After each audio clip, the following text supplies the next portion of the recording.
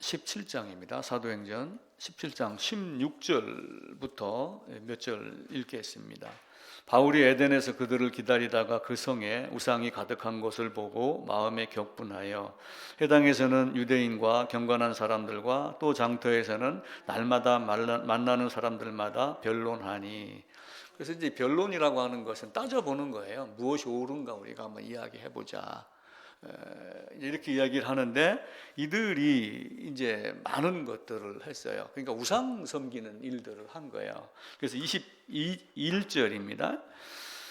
모든 아덴 사람과 거기서 나그네 된 애국인들이 가장 새로운 것을 말하고 듣는 것 외에는 달리 시간을 쓰지 않음이라. 나름대로 똑똑한 사람들이 많았어요. 그래서 어제 어떤 말을 한 거는 다시 짓거리지 아니하고 새로운 학문을 찾아서 새로운 사실을 찾아갖고 자꾸 자기를 높이고 드러내고 알물 추구하고 하는 일에 어떤 그리스 철학이라든지 이런 것들이 이제 많이 있었습니다. 그런데 이제 바울이 이야기를 해요. 바울이 아레오바고 가운데에서 서서 말하되, 아덴 사람들아, 너희를 보니 범사에 종교심이 많도다. 내가 돌아다니며 너희가 원하는 것들을 보다가 알지 못하는 신에게라고 새긴 단도 보았다 라고 하며, 그런즉 너희가 알지 못하고 위하는 그것을 내가 너희에게 알게 하리라. 이렇게 하며 우상 섬기는 사람들을 사실은 질책을 한 것이기도 하지만, 사실은 또 한편으로는 질책을 한 게 아니고 너희가 뭔가를 찾는 그런 마음은 갖고 있구나 라고 하면서, 그 마음인데 그거 말고 이거야 라고 얘기하면서 이제 하나님을 소개를 했던 거예요.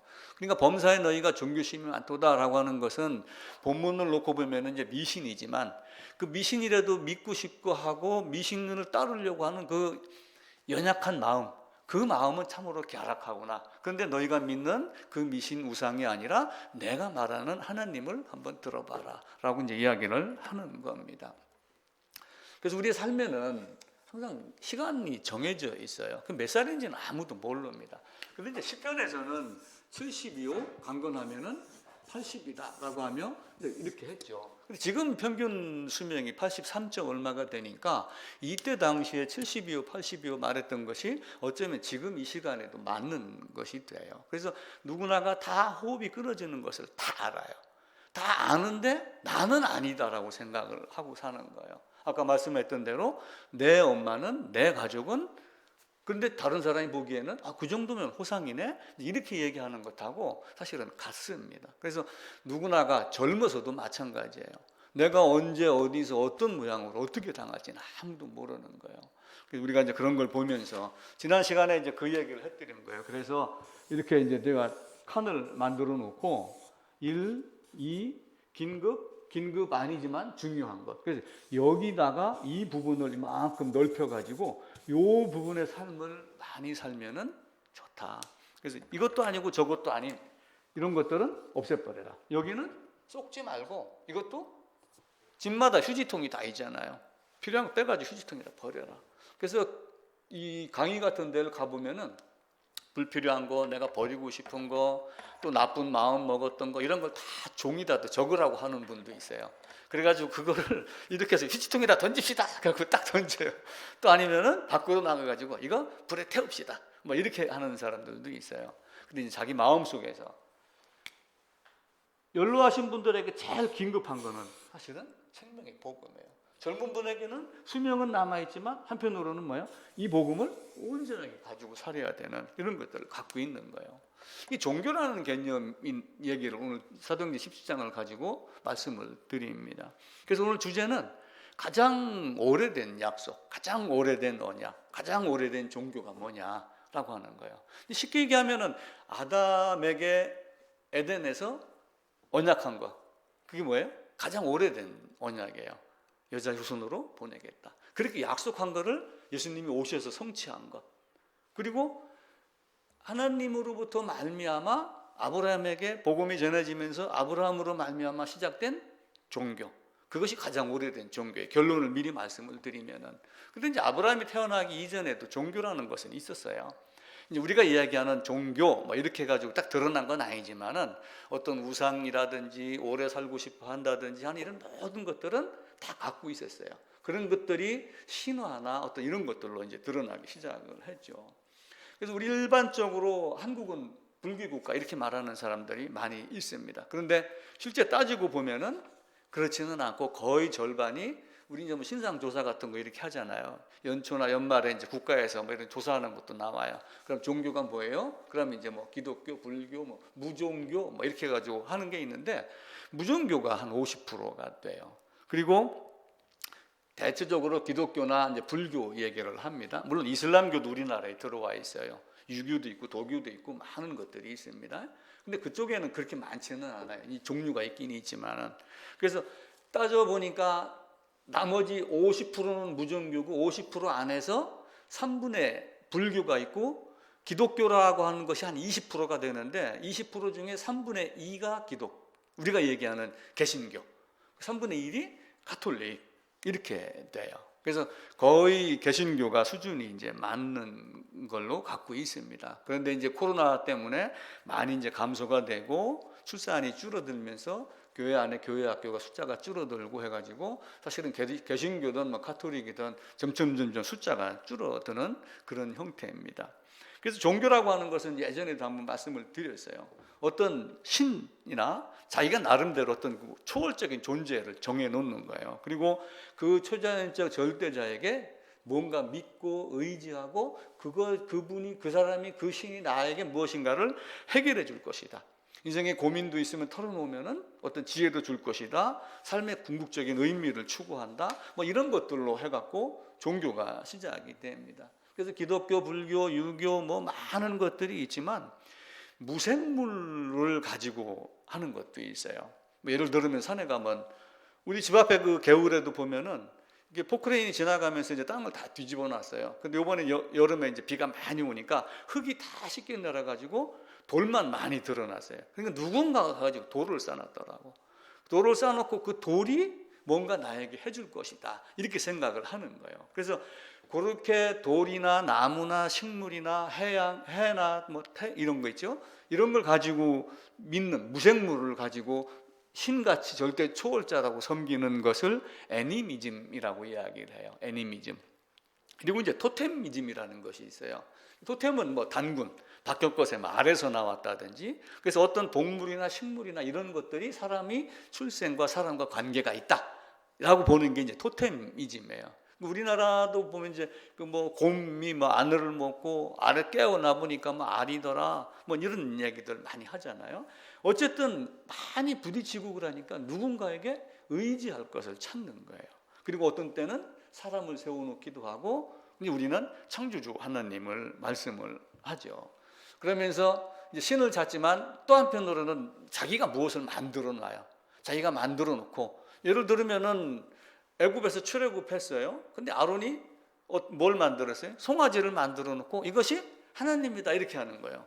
하나님을 찾긴 찾는데 송아지를 만들어 놓고 하나님이라고 하니까 사실은 가증하죠. 이제 그러면서 세상에서는 이제 신화, 철학 이런 것들이 이제 드러나기 시작을 했어요. 신화는 7세기, 6세기쯤에 이제 나왔지만은 주전 그 이전에도 나름대로의 어떤 그 신화의 개념이 있고 우상의 개념이 있고 그러면서 죽음의 개념이 다 있는 거예요. 그래서 그 죽음을 우리가 어떻게 죽는 건가? 평행히 살다 가느냐, 또 아니면은 무엇을 믿고 그것이 나를 어떻게 해줄 것이냐라고 하는 걸로 자꾸 풀어 나가기 시작을 합니다. 그런 것들이 이제 철학적인 관점으로 바뀌면서 나중에는 어떻게 돼요? 신이라고 하는 존재를 쭉 만들어 놓고 살다가 우상, 신, 초월자 혹은 어떤 자연, 신화 이런 걸 자꾸 만들어 놓고 있다가 나중에는 인간 자기 자신의 마음으로 사람들이 바뀌어요. 어떻게 하면은 내가 어떤 모습이 될까? 그러니까 이걸 바라고 있는 모든 사람의 마음이, 그러니까 철학이라 하는 것도 결국은 어떤 신화나 이런 것들을 철학적인 측면으로 자연 법칙으로 과학의 힘으로 해결해 보려고 생각을 했던 건데, 근데 가다가 보니까 결국은 뭐예요? 왜 초월자를 찾는 나는 누구인가? 전부 여기 나중에는 집중이 돼요. 처음에는 머무르고 초월자, 태양신, 달신, 송아지신 이렇게 만들어놨지만 그럼 송아지신을 찾는 나는 누구야? 태양신을 찾는 나는 누구야? 라고 하면서 자기에게 집중이 돼요. 자기에게 집중이다 보니까 내가 이 어리석은 존재구나. 나는 참으로 못난 존재구나. 또 한편으로 나는 참으로 똑똑하고 힘이 있는 존재구나. 이렇게 하면서 각자 자기를 나름대로 해석을 하고 있어요. 그래서 인생 모두가 다 나는 누구인가, 나는 어떤 존재인가가 결국은 여기로 집착이 다 되는 거예요. 여기로 머무르게 돼요. 우리 노래 가사도 봐보세요. 최희준 씨가 하숙생이라는 노래를 불렀잖아요. 거기도 가사 노랫말 보면은 인생은 나그네 길, 어디서 왔다가 어디로 가는가, 이걸 보는 거예요. 또 그 어느 여성분 나와갖고 100세 인생인가 하는 게 있어요.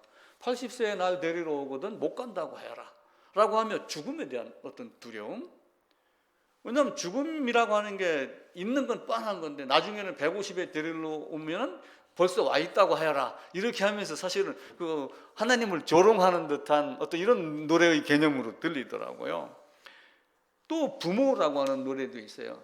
나는 어쩌다 생겨나와 이 이야기를 듣는가. 나는 누구인가? 나는 어디서 왔고, 부모에게서 온 건 맞는데 그럼 그 부모의 부모는 그러다 보면 결국 뭐가 나와요? 창조주가 나와요.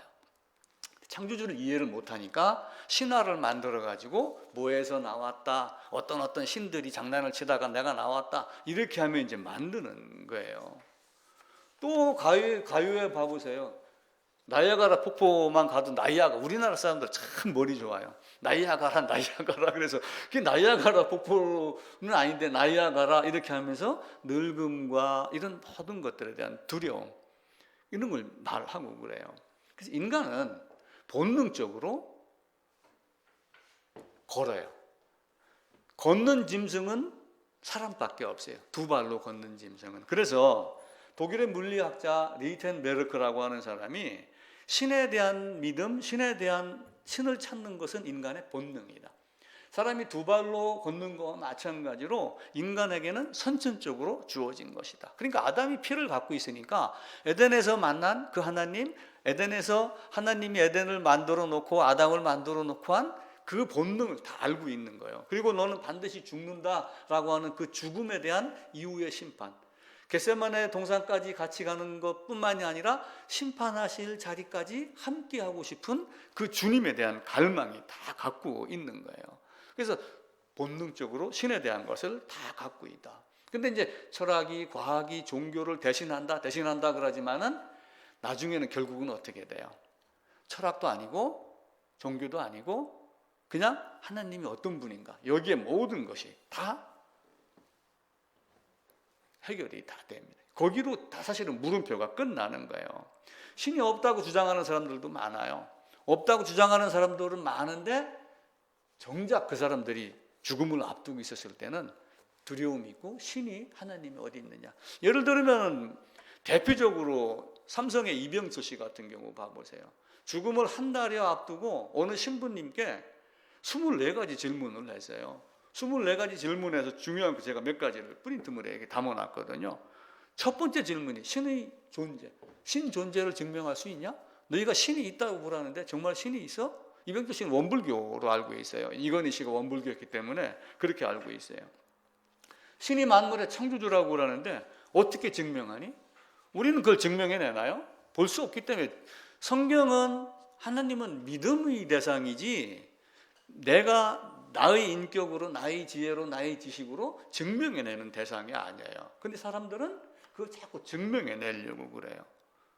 근데 이병철 씨가 왜 신이 이 세상을 사랑했다면, 하나님이 사랑이라면 왜 고통도 있고 불행도 있느냐. 우리 하나님은 사랑이라 이렇게 이야기를 하잖아요. 근데 그 사랑은 그냥 주는 사랑인가요? 진짜 사랑을 주기 위한 사랑이 그 사랑인 걸 우리가 생각을 하지 않고 인간이 범주 내에서 하는 사랑을 하나님의 사랑이라고 착각을 하는 거예요. 반드시 죽으리라라고 하는 그 죽음을 죽게 하고 다시는 죽음이 없게 하는 것을 해주는 것이 사랑인데 그 사랑을 생각하지 아니하고 인간이 개념으로 달콤한 사랑, 그냥 안아주는 사랑, 여기에다가 초점을 맞춰갖고 자기 나름대로의 생각을 갖는 거예요. 그리고 이병철 씨도 천국과 지옥에 대한 이야기를 해요. 특별히 이병철 씨가 부자잖아요. 지금 한국의 제일 부자는 삼성으로 알고 제가 있어요. 근데 그 이병철 씨도 나름 부자였습니다. 근데 성경을 읽었겠죠. 성경이 있다가 부자는 하나님 나라에 들어갈 수 없다 그러니까 부자는 왜 못 가냐? 문자주의로 본 거예요. 상징주의로 본 게 아니라. 문자주의로 보면 그 부자가 돈 많은 부자로 보이지만 성경의 맥락을 따라서 그 부자에 대한 재물 많은 청년을 이야기를 했었을 때는 하나님을 거부하고 자기를 높이는 그게 부자였잖아요. 그죠? 마음의 부자, 생각의 부자. 하나님 없어. 내가 최고야. 라고 하는 그 부자가 자기가 얘기한 돈 많은 부자로 알고 왜 부자는 천국에 못 가느냐라고 이렇게 따지는 이런 모습들을 보면서 우리는 하나님 앞에 하나님이 선택해서 무릎 꿇는 것이 얼마나 행복인가라고 하는 것을 알아야지 돼요. 세상은 이제 여러 갈래를 거쳐갖고 여기까지 전파가 돼서 내려옵니다. 하나님이 세상을 창조했어요. 에덴을 만들어 놓고 사람을 만들었어요. 아담을. 그리고 가인, 그리고 아벨, 그리고 수많은 사람들이 나왔어요. 1056년 정도인가의 큰 기간 안에 나중에 끝에는 뭐가 있었어요? 홍수 심판이 있었어요. 홍수 심판. 이 안에 이제 가인이 있었고 아벨이 있었습니다. 아벨이 죽고 나서 셋이 식구들이 쭉 이렇게 내려와요. 그러니까 결국 노아의 식구 8명으로 온 세상이 다시 시작을 해요. 근데 시작을 하는데 이 8명이 결국은 퍼져나와갖고 복음을 듣고 하나님의 사랑을 듣고 깨달은 8명이지만 이 중에서 태어나는 사람들도 또 뭐가 있어야 돼요? 이들에 의해서 신앙이 전수가 돼야 되는데 전수가 안 되면 어떻게 돼요? 여기는 존재하고 똑같이 되는 거예요. 그러니까 나중에 어떻게 해요? 이들이 여기서 또 많은 탑을 쌓는 거예요. 그럼 여기 올라서 갖고 하나님이 있어 없어? 내가 하늘에 닿을 거냐? 내가 하늘보다 더 높은 존재가 될 거야? 이렇게 하며 바벨탑을 쌓기 시작을 한 거예요. 그러니까 하나님이 어떻게 해요? 이놈들 하고 온 세상에다가 흩었잖아요. 흩은 그 중에 베드로후서에 가게 되면은 이제는 물로 심판하지 아니하고 앞으로는 불로 심판할 걸로 지금 준비하고 있다, 예비하고 있다 이렇게 말씀을 하셔요. 불로 심판하겠다. 그런데 불로 심판하는데 이 중에 한 사람을 딱 끄집어내는 거예요. 누구를 끄집어내요? 아브라함. 아브라함을 끄집어내 갖고 야, 온 세상에다가 복음 전해. 모든 민족이 너로 말미암아 복을 얻을 것이야. 그러면서 바울의 말에 의하면 하나님이 아브라함에게 먼저 복음을 전하며 그 복음을 듣고 아브라함이 믿고 그 믿음의 의를 가지고 그 의를 가지고 하는 거예요. 근데 지구가 크고 넓은데 아브라함 혼자 갖고 되겠어요? 안 되죠. 그러니까 어떻게 해요? 아브라함이 있고 이삭이 있고 야곱이 있고 이렇게 하면서 12지파가 나오잖아요. 끔찍하게 너희가 가가지고 그 일을 해 라고 하면 나중에는 예수님이 오기 이전에 이들의 명칭은 유대인이었단 말이에요. 근데 아브라함을 먼저 선택을 한 거예요.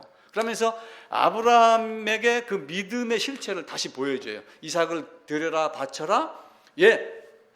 다시 돌려받을 줄 알았다. 그러면서 하나님은 오직 이삭으로 말미암은 자가 내 씨다라고 하는 거죠. 왜 야곱을 사용을 안 하고 이삭을 사용했겠어요? 이삭이 죽음과 부활을 겪은 그 실체거든요. 아브라함이 죽이고 다시 살리고 성부고 성자의 개념으로 상징으로 한번 봐보세요. 성부 하나님은 성자 아들을 죽여요. 자기 아들일지라도 죄인이면 죽여야 돼요? 안 죽여야 돼요? 죽여야 돼요. 그게 공의의 하나님이에요. 공의, 공정한 거예요. 공정. 공의, 공정. 공평해요. 누구에게나 똑같아요. 그 송명희 시인이 공평하신 하나님이라고 하는 개념하고는 전혀 달라요. 송명희 시인은 나는 못 보고 못 배웠고 몸이 불편하는데 다른 사람이 많은 걸 이걸 줬지만 나에게는 이걸 줬다. 공평하다. 다른 사람에게는 A를 줬고 나는 B를 줬고 똑같이 저울이 천칭이 같은 이런 개념으로 말했지만 그런 공평은 아니거든요. 아픈 사람도 더 아플 수도 있고 덜 아플 수도 있고 부자도 복음을 깨달을 수 있잖아요. 근데 그런 공평이 아니라 누가 봐도 예의 없이 이의 제기를 하지 않도록 똑같이 하는 거예요. 그러니까 이 공의의 심판에 성부가 성자를 보기에 네가 죄니까 너도 죽어야지. 아브라함 그 믿고 이삭을 번제당에다가 놓고 찌르는 거예요. 찌르는 그 순간에 찌르는 그 손을 하나님이 잡은 거예요. 잡아서 사실은 찔렀고 다시 돌려받았고. 그러니까 히브리서 11장에 가면은 이삭을 죽은 자 가운데서 도로 돌려받을 줄 알았다라고 이야기를 하는 거죠. 그래서 느헤미야 9장 7절에 가게 되면은 하나님이 아브라함을 갈대아 우르에서 불러냈다라고 해가지고 느헤미야 9장 7절에서 창세기 12장으로 넘어가는 거예요. 그러니까 느헤미야 9장 7절에서 갈대아 우르라고 하는, 그러니까 이제 바벨탑을 쌓아가지고 언어를 다르게 해서 온 세상에 흩은 그 중에 한 지역에서 아브라함을 끄집어내가지고 가나안 땅으로 들어가라 라고 한 거예요. 근데 갈대아 우르에서 불러냈을 때 원래는 아브라함은 아브람이에요. 아브람 한 집안의 아버지 개념이에요. 근데 아브람을 아브라함이라고 한 거예요. 아브라함, 열국의 아버지. 그래서 이 열국의 아버지가 모든 세상에 복음을 전하도록 이렇게 만들어 놓은 거예요. 그 아브라함으로 말미암아 창세기 12장에 가게 되면은 땅의 모든 족속이 너로 말미암아 복을 받을 것이다. 근데 아브라함이 복을 받을 수 있도록 준 것이 뭐예요?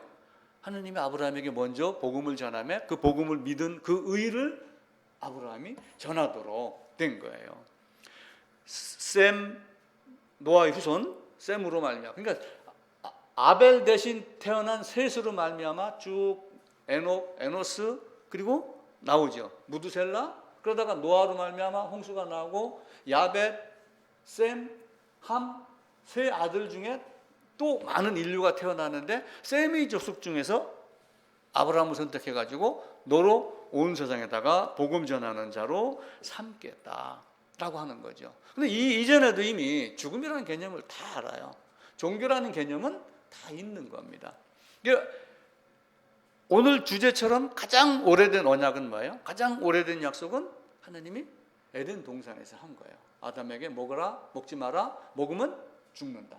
약속이에요. 약속을 어겼죠. 근데 또 하나, 죽은 자에게 살아날 것, 살려낼 것, 여자의 후손이 간다라고 약속을 한 거예요. 우리는 이제 그 약속 하나 붙잡고 사는 거예요. 저도 지금 살아있어요. 지금 살아있는데 100년 뒤의 사람이 지금 나를 보면 어차피 죽은 사람이잖아요. 나도 곧 죽을 자예요. 근데 그 죽음이 심판받고 유황불에 들어갈 죽음이냐, 하나님과 함께 심판하실 그 자리까지 함께 가서 생명책에 기록되어 있으니까 그냥 새 예루살렘으로 이렇게 가는 죽음이냐라고 하는 것을 차이가 있는 거예요. 그래서 사람들은 그것 때문에 사실은 종교가 생긴 거예요. 철학자들이 이제 많이 나왔어요. 그래서 영국에서 철학자 한 사람이, 스펜서라고 하는 사람이, 사람은 삶이 두려워서 사회를 만들었다. 혼자 거주하고 혼자 사는 것이 불편하고 두렵기 때문에 함께 모여서 살다가 보니까 동네가 생기고 국가가 생기고 사회가 만들어졌다. 그런데 죽음이 두려워서 종교를 만들었다. 이렇게 이야기를 하는 거예요. 그거는 정확하게 맞는 말이죠. 죽음을 두려워하지 않는 사람은 없어요. 공민이는 지금 젊으니까 죽음이란 단어는 전혀 생각이 안 들어, 자기한테. 근데 나는 얼마 전부터 이 죽음이 다가오기 시작하는구나, 이걸 알아요. 제가 깜짝 놀랐어. 권사님도 이미 이전에 그걸 생각하고 있었다고 하기 때문에 깜짝 놀랐어요, 지난주에. 저도 죽음에 대한 생각을 해요. 제가 주일날 예배 마치고 집에 가고 월요일인가 됐는데 이석증이 왔어요. 그 몇 년 전에 이석 때문에 고생을 많이 했는데 의자에 앉았다가 일어서고 침대에 누웠다가 일어서고 그러면 이게 이 땅덩어리가 빙글빙글 돌아요. 그러면서 갑자기 두려운 마음이 생기는 거예요. 이 두려운 마음이 강릉에서 이제 쓰러졌을 때 생긴 건데 몸 이상이 있으면 나도 모르게 그게 탁 튀어나와요. 그래서 이석증 때문에 병원에 가서 다시 치료를 하고 그렇게 했죠. 죽음을 두려워하지 않는 사람은 없어요. 그래서 그 죽음이 두렵기 때문에 심판이 두려운 거예요, 사실은. 심판이 두려우니까 뭘 만들어요? 윤회를 만드는 거예요. 지금 내가 뭔가 요 생애에 그 죽음에서 해방되는 거를 찾지 못했을 때는 뭐 개든 짐승이든 다른 사람이든 와갖고 다시 한번 기회를 7번, 8번 준다. 그래서 깨달으면은 뭐 극락이다. 깨달으면 뭐 천국이다. 이런 개념을 갖고 있는 거예요. 근데 성경은 어떻게 해요? 윤회의 개념이 있어요, 없어요? 태어나면 그냥 직선이에요. 출생, 사망, 심판. 그죠? 다른 거 없어요. 돌고 도는 인생이 아니라 일직선으로 가는 인생이에요. 돌고 돈다면 한 100년쯤 후에는 국민이도 젊은 아기로 다시 태어나야 되죠. 근데 그런 건 없어요. 일직선으로 가서 가고 다시 오지 못하는 인생. 갔다가 다시 온 사람이 아무도 없어요. 진시황도, 중국의 진시황도 죽는 게 두려우니까 불로장생초 있어, 없어? 이집트 미이라 봐보세요. 뭐 때문에 미이라 만들었어요? 부활, 죽지 않고 다시 사는 것. 그래서 무덤에 가면은 뭐라고 그래요? 누구 잠들다 이렇게 써놓은 비석도 있어요. 왜 잠들다라고 했을까요? 다시 깨어나고 싶은 거예요. 그만큼 하나님을 몰라도 죽음에 대한 개념과 다시 살고 싶은 욕망은 누구나가 다 있는 거예요. 죽으리라 살려준 방법, 살려줄 사람, 살려줄 주님을 너에게 보낼 거야. 이게 성경인데 우리는 그걸 잘 안 믿었잖아요. 그 종교가 대표적으로 그 이제 프린트물의 도표가 하나가 있어요. 아까 이제 여기서 말씀드렸던 하나님 창조, 그리고 쭉 내려오다가 이제 아브라함으로 이렇게 빠져나옵니다. 이제 아브라함이 이스마엘과 이삭을 낳습니다. 그리고 이삭 이후에 쭉 내려가다가 이제 야곱 12아들, 다윗, 솔로몬, 포로로 끌려갔다가 포로로 돌아오는, 포로로 끌려가서 유대를 생각하는 그 마음을 유다이즘이라고 불러요. 그 유다이즘 때문에 유대인이라는 명칭이 사용되기 시작을 했어요. 근데 유다이즘 이전에는 강을 건넌 자. 그러니까 아브라함이 갈대아 우르에서 그 강을 건너갖고 온 거예요. 강을 건너가. 그래서 히브리라는 것이 강을 건넌 자라는 뜻이거든요. 그거는 이제 헤브라이즘이라고 그래요. 헤브라이즘. 그러니까 유다이즘이 되면서 이 땅에 뭐가 생기기 시작을 했냐면은 종교라는 것들이 많이 생기기 시작을 해요. 이제 아브라함 자식이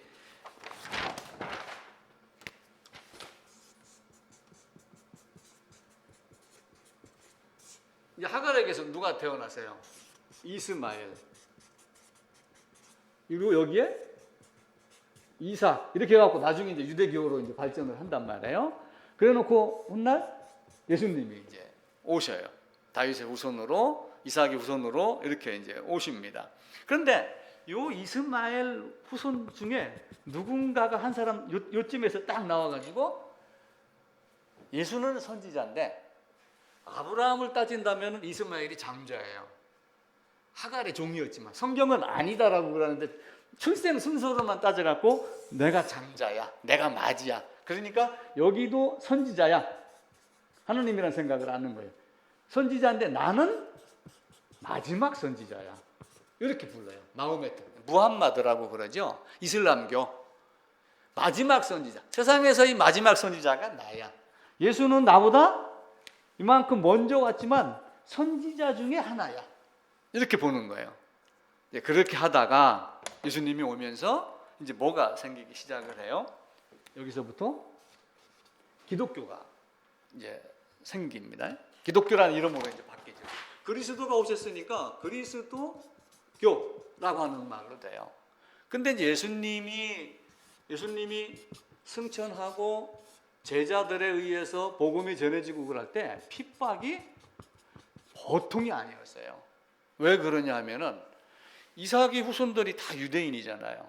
예수님도 유대에서 살았어요. 갈릴리에서 살았지만 그래서 유대인들은 예수 제자들이 있는 예수라고 하는 그거는 그들이 일으킨 하나의 분파에 불과하다라고 여겼던 거예요. 그런데 이 세력이 이제 막 커지잖아요.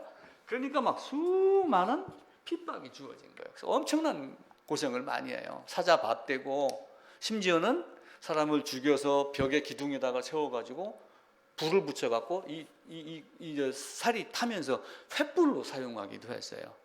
전투 원형 경기장 안에다가 사람들 모여서 구경하게 하고 칼로 찌르게 하고 안 되면 사자밥이 되게 하고 뭐 이런 형태를 많이 한 거예요. 그런데 그 중에 누가 있었냐면은 콘스탄티누스라고 하는 왕이 나와요. 이게 312년도에 콘스탄티누스가 이제 큰 전쟁을 하고 그래요. 전쟁을 하는데 전쟁하기 하루 전날 꿈을 꾸는데 아니면 자기가 나름대로 하늘을 보는데 십자가 형상을 본 거예요. 그래서 야, 이 십자가 형상을 가지고 우리가 승리를 하자 해가지고 전투에서 이깁니다. 그래가지고 서방 세계에서 가장 강력한 왕이 돼요.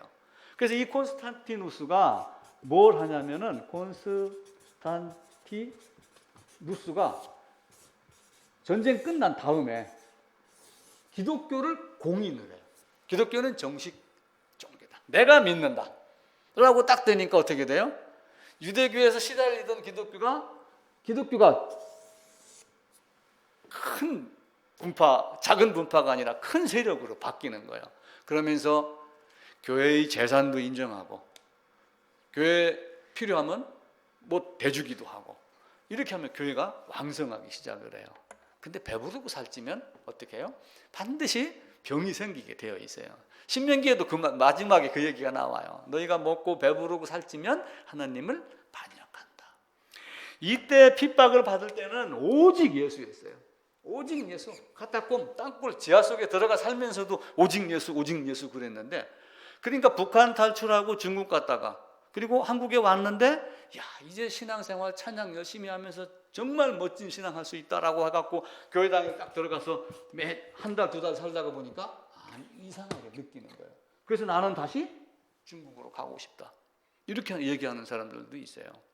신앙의 자유가 있는 것 같은데 아닌, 신앙의 본질이, 신앙의 어떤 핵심에 벗어나 있는 걸 이들이 자꾸 느끼는 거예요.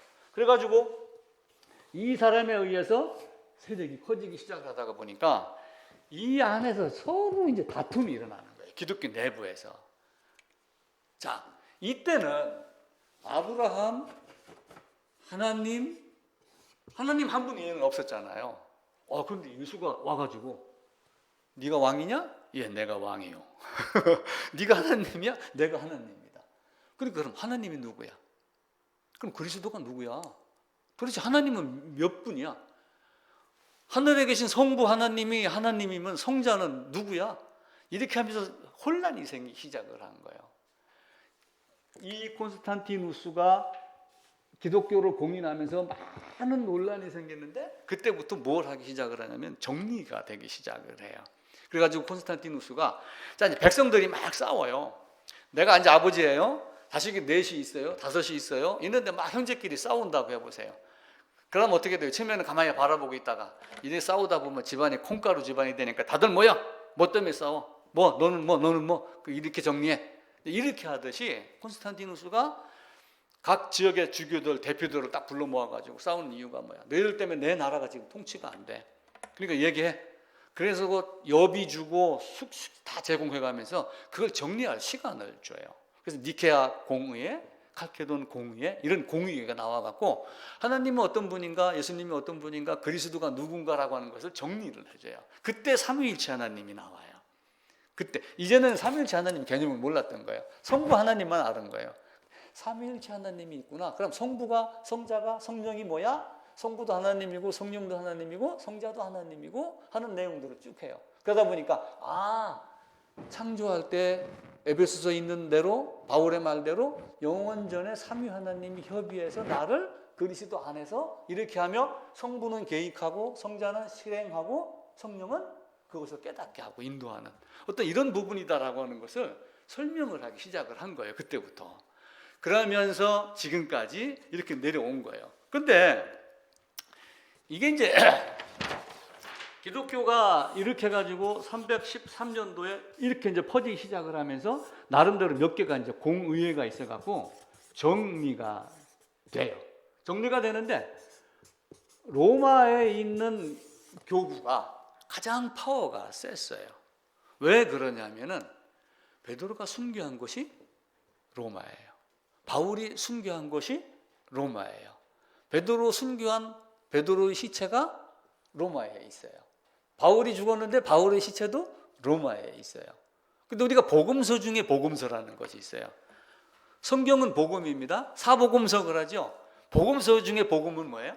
로마서예요. 로마서 안에 모든 복음에 대한 모든 내용이 다 들어있어요. 우리는 사도 바울에 의해서 복음 중에 복음을 받은 동네야. 그래서 로마를 가장 크게 여기기 시작을 하고, 자, 예를 들어서 쉽게 생각을 합시다. 교회가 지금 이렇게 몇 개가 있어요. 우리 이제 고신교회도 원주에 4개인가가 5개인가가 있어요. 이렇게도 있고, 좀 큰 교회도 있고. 그럼 이제 나이도 있고 뭐 이런 여러 가지 고려하는 게 있잖아요. 야, 우리 그럼 모여서 뭐 한번 할까? 근데 돈이 없으니까 제일 큰 교회에 있는 놈이 돈을 많이 냈어요. 그러다 보니까 알게 모르게 이게 좌장이 돼버린 거야. 그래서 로마 교회가 좌장이 된 거예요. 그러면서 가톨릭이라는 이름을 사용하기 시작을 해요. 가톨릭이 보편적이다라고 하는 거야. 전체적으로 치우침이 없이 보편적인 건데, 이게 여기서 이 노릇을 하면서 너무 한쪽으로 치우치고 편파하고 권력 자기 나름대로, 그러면서 이 콘스탄티누스가 여기다가 자유를 주고 기독교를 인정을 하니까 콘스탄티누스가 다스리고 있는 정부에 대해서도 간섭을 하기 시작을 하는 거예요. 그래서 교황하고 왕하고 싸우는 얘기가 많이 나오잖아요. 어떤 때는 왕이 교황 앞에 무릎 꿇기도 하고, 어떤 때는 왕의 힘에 눌려서 교황이 가서 무릎 꿇기도 하고, 그러다가 와신 상담하다가 몇 년 뒤에 가서 복수하고, 이런 게 많이 나오는 거예요. 야, 로마 안 되겠어. 여기서 벗어나자. 해갖고 나온 게 그리스 공의회예요. 그러니까 로마를 중심으로 해서 유럽 서쪽, 소련, 옛날에 소련, 그쪽에가 그리스 정교회라고 그래가지고 빠져나가요. 이게 빠져나가니까 로마가 뭐라고 얘기냐면, 우리는 로마 가톨릭이라는 이름을 그때부터 붙이기 시작을 한 거예요. 로마 가톨릭. 이라고 하는 이름을 붙여갖고 쭉 나오고 있는 거예요. 근데 실제 어떻게 돼요? 가톨릭이 그렇게 하면서 로마 가톨릭으로 계속 나오다 보니까 또 뭐가 생겨요? 나를 시기하고 미워하고 그렇게 하면 안 되라고 꼬집었던 놈들이 종교회가 나갔잖아요. 그러니까 자기들만 남은 거예요. 이게 못된 짓을 계속 한 거예요. 그래가지고 뭐가 생긴 거예요? 로마 가톨릭에서 나중에 이거 아니야, 이렇게 하면 안 돼, 종교 개혁이 일어난 거예요. 돈 이만한 통에다가 구멍 뚫어놓고, 야, 동전 집어요, 땡그랑 소리 나면 너는 천국 가 있어, 이런 개념으로 접근을 한 거예요. 그런 의미가 없잖아요. 성경은 그렇게 말하지 않거든요. 죄의 값을 치러라, 공의다, 공정이다, 공평이다 개념을 하는 거예요.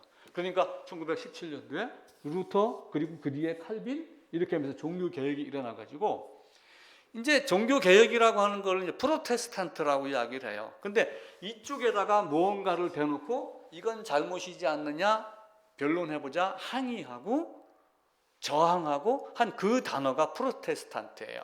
그래서 이때부터는 종교 개혁을 하고 개신교라고 이름을 붙인 거예요. 근데 전체적으로는 다 뭐예요? 기독교예요. 그래서 종교라고 하는 것이 있지만, 기독교, 우리는 개신교야. 그럼 가톨릭은 기독교 아니에요? 거기도 기독교예요. 기독교 안에 로마 가톨릭, 가톨릭이라는 것이 있고, 기독교 안에 개신교라는 개념이 있는데, 지금은 이제 개신교의 개념이 더 많죠.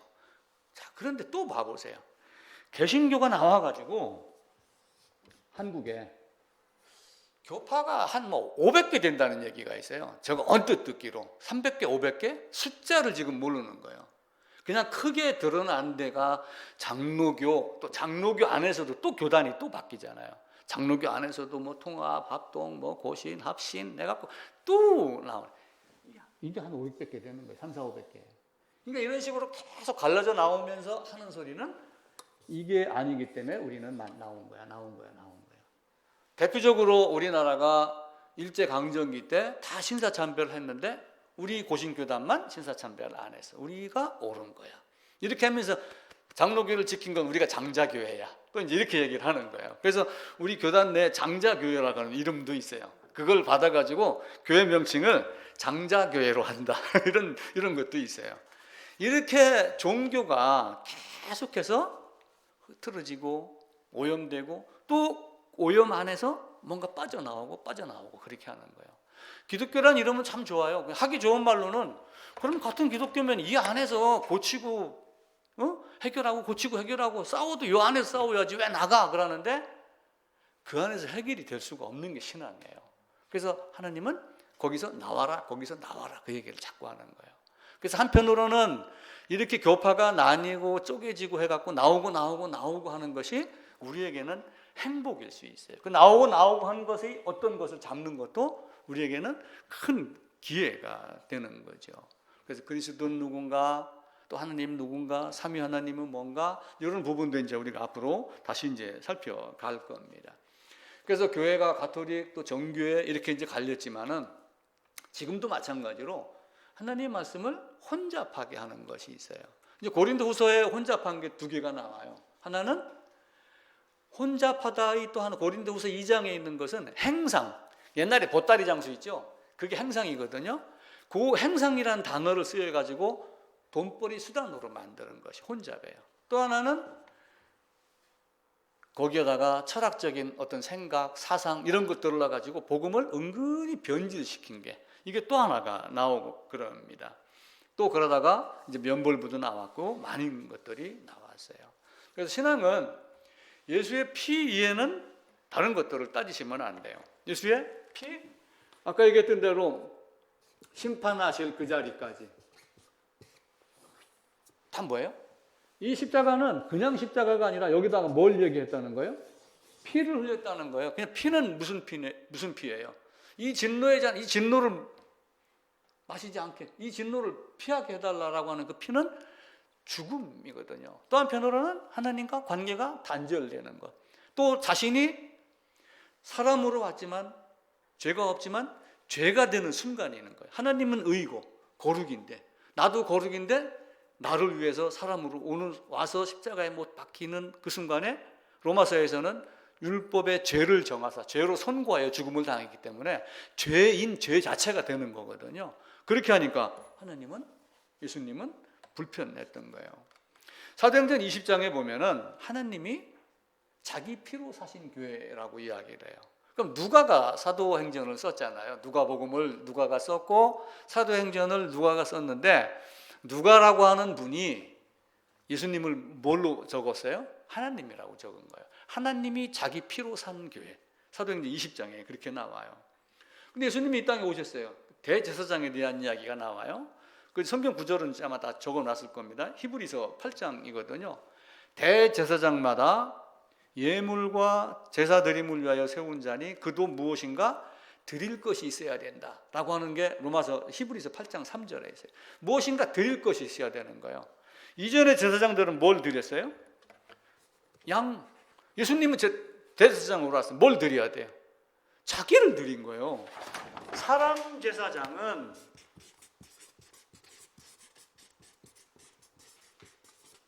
양, 소 이걸 제물로 드린 거예요.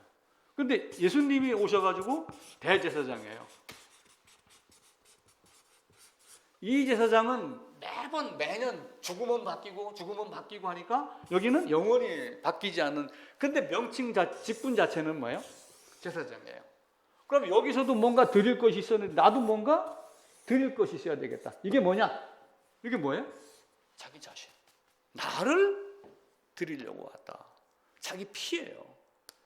갈라디아서 3장 27절입니다. 이거 한번 찾아봅시다. 갈라디아서 3장 27절입니다. 306쪽이네요. 306쪽. 3장 26절, 7절 읽읍시다. 너희가 다 믿음으로 말미암아 그리스도 예수 안에서 하나님의 아들이 되었으니 누구든지 그리스도와 합하기 위하여 세례를 받은 자는 그리스도로 옷 입었느니라. 자, 그러면 이게 27절에 무슨 말이에요? 그리스도와 합하기 위하여 세례를 받은 자는, 그리스도와 합하기 위하여 세례를 받은 자는, 그러니까 이걸 어떻게 해석해요? 지금 교회에서 내가 세례를 받으면 그리스도와 합한 걸로 여기는 착각을 하고 있는 거예요. 로마서 6장에 의해서 그리스도 안으로 들어가서 재물 안으로, 재물의 머리에 안수해서 재물과 하나 된 그 세례, 그걸 받으라는 얘기예요. 그래서 우리 개정에는 그리스도 합하여 세례를 받은 자는 이렇게 되어 있지만, 다른 성경은 우리나라 이제 그 목사님들만 이렇게 또 모아가지고 이 성경 번역을 좀 바꿔서 한 게 있어요. 누구든지 그리스도와 합하여 세례를 받은 자는, 이렇게 바꿨어요. 또 킹 제임스 성경은 그리스도 안으로 세례를 받은 자는, 이렇게 문구가 달라요. 근데 개정은 그렇게 안 했어요. 그냥 합하여 세례를 받은 자는. 세례 받은 게 합한 걸로 착각을 일으키게 만드는 거예요. 물 세례가, 교회에서 주는 물 세례가 그리스도와 연합하는 그런 세례는 아니에요. 그러니까 믿고 세례 받는 자는 다 구원받을 것이다 라고 하는 그 문장만 문자주의로 자꾸 해석을 하는 거예요. 바울이 복음서에서, 바울이 서신서에서, 바울이 구약을 가지고 어떻게 썼는가, 어떻게 설명을 했는가를 잘 따지질 않아요. 그래서 바울이 복음서 중에 복음서인 로마서에서 많은 얘기를 하며 예수 그리스도와 합하여 세례를 받은 자, 그 이야기를 하고, 갈라디아서에서는 그리스도와 합하여 세례를 받은 자는 이라고 하며, 다른 복음을 전하면은 저주받는다 이야기를 해요. 근데 그 다른 복음을 저주받는다 하는 다른 복음이 많이 다르느냐? 그렇지 않아요. 세례라는 단어도 사용하고 연합이라는 단어도 사용하고 다 사용해요. 여기 컵이 있습니다. 여기 생수가 지금 들어있어요. 근데 제가 재채기를 빵 했는데 침에 일이 만약에 들어갔다고 해보세요. 침 방울로 치면은 이거에 1000분의 1도 안 돼요. 그죠? 요 안에 들어가 있는 거. 이물 주면 마시겠어요? 지금 코로나가 지금 왔다 갔다 하는데 마시겠어요? 요 생수에다 내가 오물 한 방울 딱 떨어뜨리면 마셔요, 버려요? 버리죠.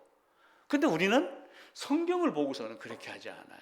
성경을 보고서도 아닌 건 딱 아니라고 이야기할 줄 알아야 돼요. 노아의 때 당시에 인구가 60억 정도 됐을 거예요. 계산에 의하면은. 근데 8명이에요.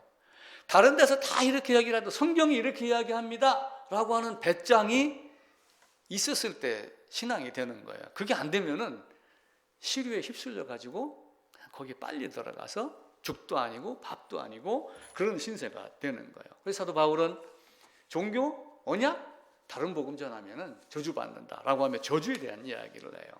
현대 교회는 그런 면에서 철저하게, 처절하게 반성하고 바른 길로 찾아가야 되고, 큰 교회의 어떤 그 목사님들이 설교한 그것이 항상 맞는 게 아니에요. 예전에 제가 CTS에서 그 여의도에 어느 분이 그 설교하는 걸 아주 오래전에 한번 들었어요.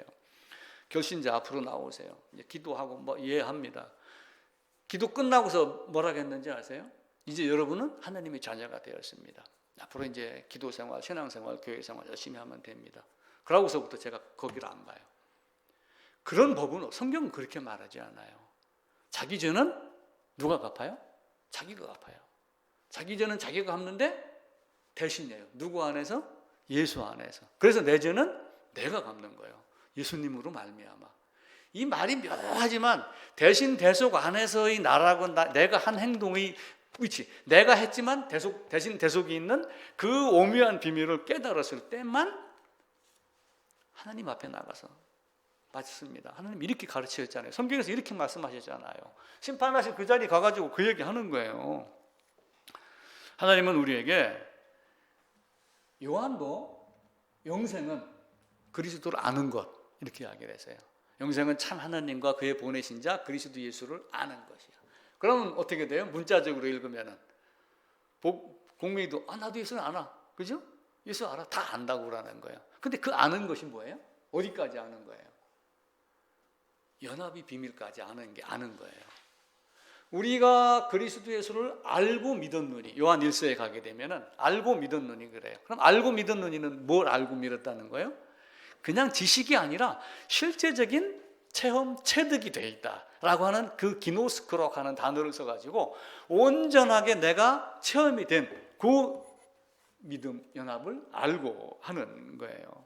그러니까 내가 하나님을 안다라고 하는 것과 하나님이 나를 아는 것과는 엄청 차이가 있어요. 제가 만약에 청와대를 가가지고 저 용산 가가지고 윤 대통령 좀 보자고 그래, 친구 왔다고 그래, 뭐 이렇게 하면은 문 열어줘요, 안 열어줘요? 안 열어줍니다. 근데 지나가다가 윤 대통령이 김 목사 언제 왔어? 우리 친구인데 빨리 데려보내. 그럼 데려보내 안 보내요? 하나님이 나를 아는 것과 내가 하나님을 안다고 주장하는 것과는 차이가 있어요.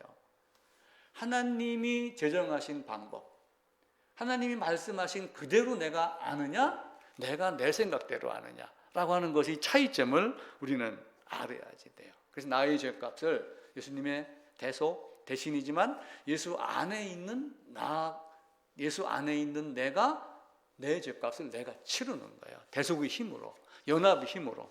그걸 보여야지 돼요.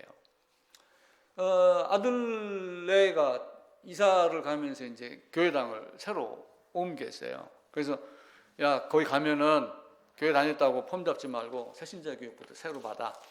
그렇게 하는 거야. 해갖고 이제 갔더니 지금 새신자 교육을 받는다고 그러면서 얼마 전에 이야기를 하더라고요. 뭐 새신자 교육 뭐 하대? 그러니까 아버지 책을 한 권 갖고 합디다. 그래서 그 책이 뭐야? 그 책 제목을 나한테 알려주더라고요. 그 책을 내가 인터넷에서 샀어요. 어떻게 아들한테 교육을 시키는가. 책 제목이 현대 교회를 향한 10가지 기소장, 고소장이에요. 현대 교회가 이렇게 잘못하고 있다라고 하는 10가지를 갖고 이야기를 하는 거예요. 성경의 충분성을 다루지 않는다. 성경 한 권이면 다 되는 거예요. 근데 성경 이외의 것을 요구를 너무 많이 하는 거예요. 그리고 하나님에 대한 무지, 이런 게 많아요. 성경 한 권을 갖고 하면 되는데 사회에 나와 있는, 예를 들면 하나님이 창조했어요. 그럼 창조는 믿음으로 되는 거예요. 근데 창조과학회가 등장을 해갖고 증명을 해야지 하나님 창조가 되는 시대가 돼버린 거예요. 그런 것이 아니에요. 그에게 도움은 받을 수 있지만 창조과학회가 결정했다고 해서 40억 년이 되는 게 아니에요.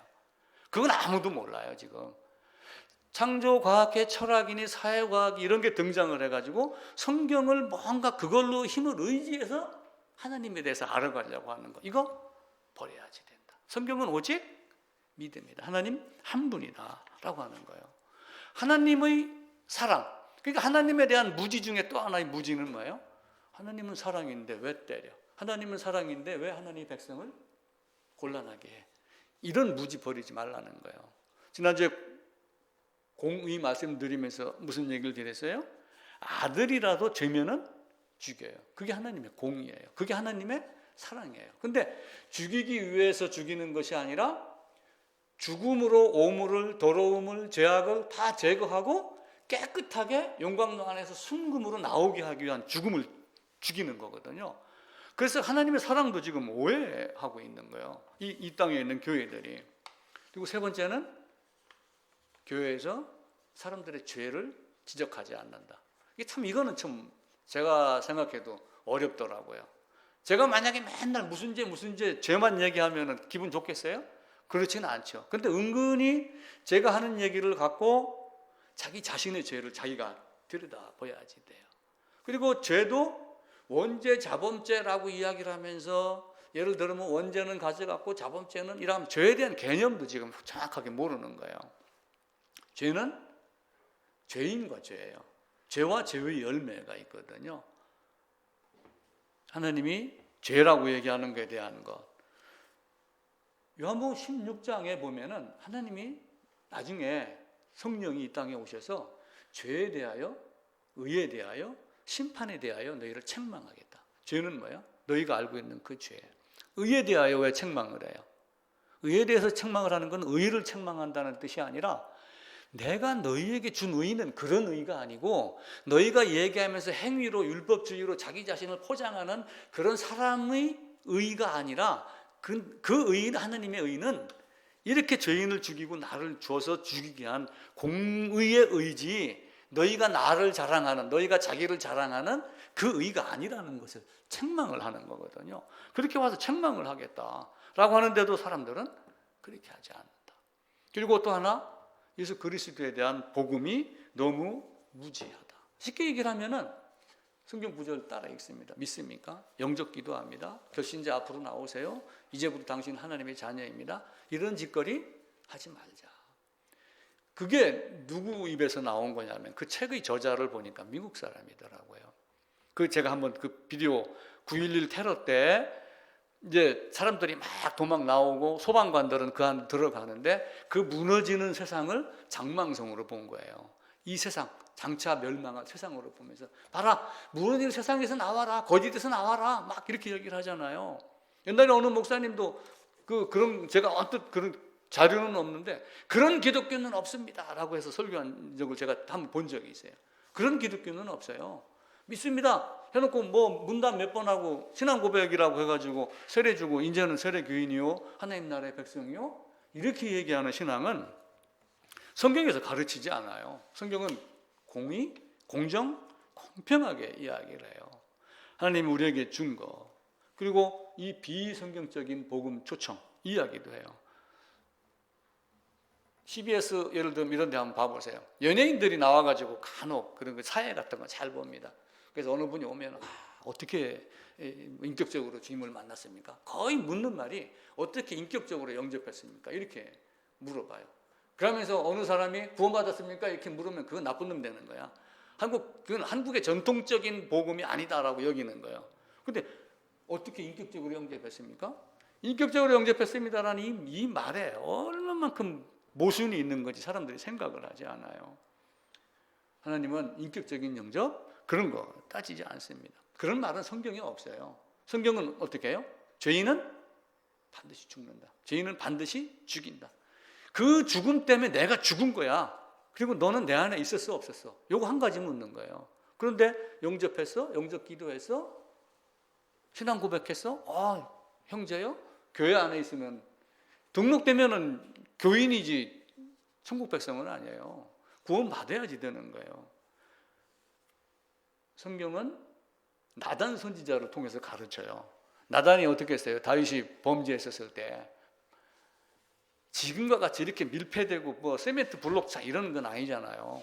흙벽들이 없고 혹은 전장터에 나가기 위해서 천막 같은 거 있고 이런 실정이었는데 나단이 가가지고 다윗에게 꾸짖잖아요. 다윗에게 꾸짖는 소리도 그 신하들이 안 들었겠어요? 사울은 선지자가 가서 꾸짖으니까 어떻게 했어요? 졸개들이 있고 장로들이 있는데 나 좀 꾸짖지 마세요. 이렇게 했지만 다윗은 내가 잘못했습니다. 이게 쉽지가 않아요. 이게 그거 하면 어떻게 돼요? 나 교회 옮겨. 이렇게 되니까 그게 또 근데 그렇게 하더라도 자기가 할 말을 해야지 돼요. 하나님은 마지막으로 그 책에서 10가지 기소장 중에 10번째를 하나님 말씀을 먹지 않는 목사들 이렇게 했어요. 하나님의 말씀을 제대로 먹었다면 앞에서 얘기했던 이 9가지가 그렇게 나오지 않을 것이다. 그 얘기를 하는 거예요. 그래서 예수님이 요한이 이야기하잖아요. 무엇을 보려고 광야에 나왔더냐? 먹을 것? 입을 것? 마실 것? 이게 아니냐. 하나님이 저한테 너 무엇 때문에 목사 됐어? 만약 이렇게 묻는다고 해보세요. 하나님이에요? 저한테 한번 얘기해 보세요. 너 무엇 때문에 목사 됐어? 그럼 대답할 게 있어야 되잖아요. 숫자 많게 하려고요? 교회당 한번 건축하면 하려고요? 그게 아니에요. 복음이라고 하는 그 딱 한 가지 단 한 명에게 전하더라도 그 복음이 온전하면은 나는 성공한 목회돼요. 노아는 8명 자기 식구밖에 못했잖아요. 식구 외에 사람에게 노아가 간 적이 있었나요? 없잖아요. 전했지만 아무도 안 받아들일 만큼 악한 세상에서 복음을 전하기 위해서 이 땅에 왔다는 거, 목사가 됐다는 것은 좋은 거예요. 우리나라 아이들이 호주, 미국 이런 데 가면은요 수학 천재 소리를 들어요. 구구단 같은 이런 거 외우는 나라가 그렇게 많지 않은가 봐요. 어느 탤런트 딸이 호주로 갔는데 초등학교 모양이야. 수학 시간에 뭘 풀으라고 그러는데 구구는 36, 뭐 30, 81 막 이렇게 가지고 풀어내니까 거기 있는 애들이 막 눈이 똥 그래가지고 어떻게 알았어? 하고 그러는 거예요. 속으로는 나 구구단에 온 건데. 근데 구구단에 온 것이 수학 잘하는 건 아니잖아요. 한국 교회는 나름대로 반성할 것이 굉장히 많이 있어요. 가장 오래된 복음은 어디에 있는 거예요? 에덴 동산에서 가지고 오세요. 가장 오래된 언약은 여자의 후손으로 예수 그리스도를 말씀하신 에덴 안에서의 언약입니다. 그것이 밖에 나와가지고 세상에 종교가 됐다고 하지만 이미 교회의 모습은 머리를 붙잡고 머리에 붙어있는 몸이 된 것은 에덴 안에서부터 교회가 이루어지기 시작한 거고 세상 말로 종교라 하더라도 그 종교도 에덴 안에서 시작이 됐고 사람이 눈에 보이게 어떤 종교라는 타이틀을 갖고 활동하기 시작을 한 것은 유대교의 개념에서 벗어나지를 못합니다. 하나님 우리에게 준 것, 오래된 것 이런 거는 구닥다리가 아니라 새 언약을 이루기 위한 하나님의 비밀 암호 같은 언어라고 생각을 하시면 돼요. 사도행전에서 너희가 범사에 종교성이 많도다 이렇게 하며 사실은 그 사람들을 비난하지는 않았고 그렇다고 칭찬한 건 아니지만은 무언가에 매달리고 싶어하는 그 사람의 간절한 마음을 인정을 하고 그러면서 그 후에 네가 그렇게 간절하게 찾는 것은 저 돌멩이가 아니고 하나님이야 이렇게 가르쳐 줬던 사도 바울의 지혜가 이제 우리에게도 있어서 친구나 또 다른 데서 이야기를 하고 다른 이야기를 하고 그럴 때 그렇게 찾는 것은 감사한데 사실은 창조주 하나님 한 분뿐이야. 죄를 사하는 방법은 자기가 죄값을 치르는 예수 그리스도 안에서 대신의 은혜를 통해서 죄값 치르는 그거 한 가지밖에 없어. 이걸 여러분들이 밖에 나가서도 꼭 전하시기를 부탁을 드리고 세상에 종교 많이 있지만 기독교, 개신교 여러 가지 이제 흩어져서 이렇게 왔잖아요. 근데 이제 기독교, 개신교도 뭐 얘기할 것도 없어요, 사실은. 겉으로 보기에는 기독교고 개신교라고 그러지만 나는 예수님 안에 있어. 나는 거듭난 자야. 나는 구원받은 자야. 이 이야기를 어디 가서든 분명하게 할 수 있는 또 설명할 수 있는 말할 수 있는 어떤 이런 분들이 꼭 되기를 바랍니다.